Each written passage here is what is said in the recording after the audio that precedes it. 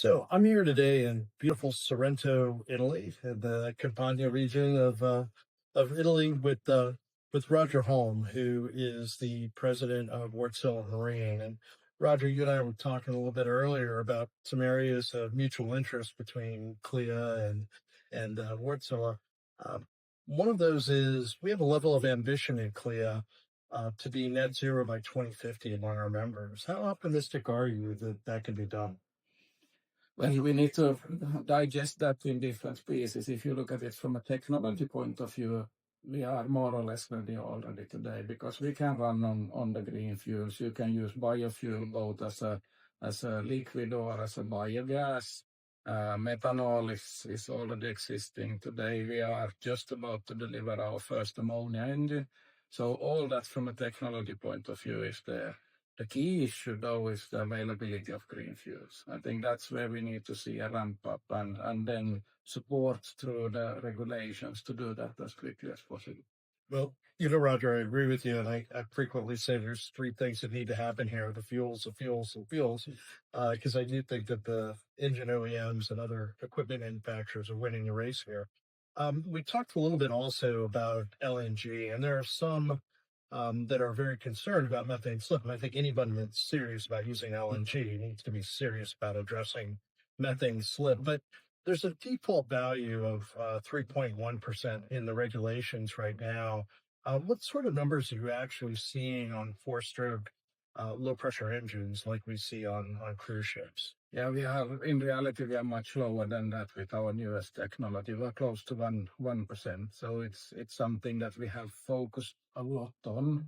And we continue to focus a lot on methane slip. So we are happy actually to have this discussion because the better we get, the better the LNG as a fuel will be as a fuel for the transition period.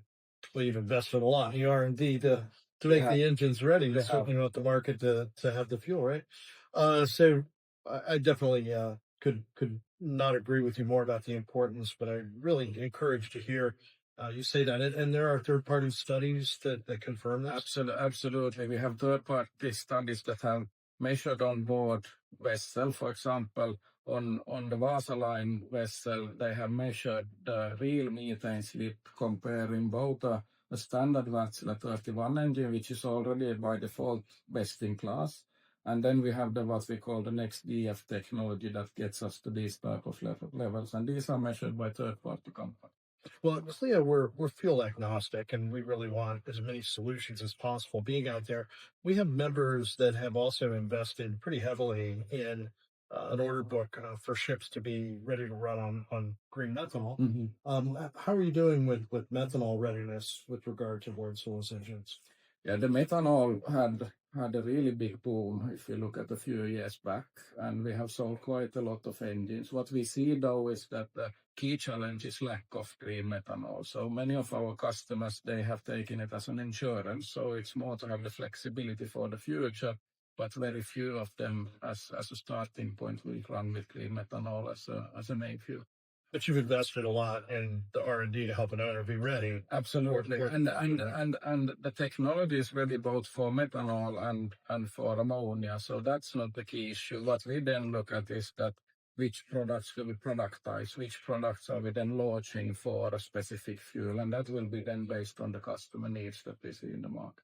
Well, I always enjoy our discussions, Roger, and I'm particularly enjoying this one to be hear you be so optimistic about the future for the technology readiness, because I believe that too. And so hopefully we can get the molecule availability to match up with that.